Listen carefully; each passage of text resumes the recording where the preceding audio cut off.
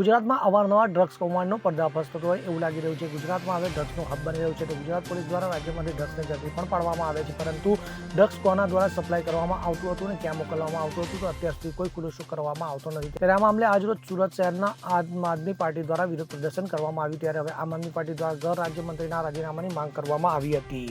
મળતી માહિતી મુજબ આજરોજ સુરત શહેરમાં આમ આદમી પાર્ટી દ્વારા ગુજરાતમાં ઝડપાયેલા ડ્રગ્સને લઈને કેટલાક મહત્વના પ્રશ્નો બાબતે જિલ્લા કલેક્ટરને આવેદનપત્ર આપીને ડ્રગ્સ બાબતે પોતાની માંગણી રજૂ કરાઈ હતી। તો આ દરમિયાન આમ આદમી પાર્ટી દ્વારા વિવિધ બેનરો લઈને વિરોધ પ્રદર્શન કરવામાં આવ્યું હતું। તો આ બેનરોમાં પકડાયેલું ડ્રગ્સ જાય છે ક્યાં, ગૃહમંત્રી જવાબ આપે, ડ્રગ્સ માફિયાઓને છાવરવા બદલ ગૃહમંત્રી રાજીનામું આપો સહિતના બેનરો હાથમાં લઈ વિરોધ નોંધાવવામાં આવ્યો હતો। તો આ સાથે આપ કાર્યકરો દ્વારા હર્ષ સંઘવી વિરુદ્ધ સૂત્રોચ્ચાર કરી હર્ષ સંઘવીનું રાજીનામું આપવાના નારા લગાવાયા હતા।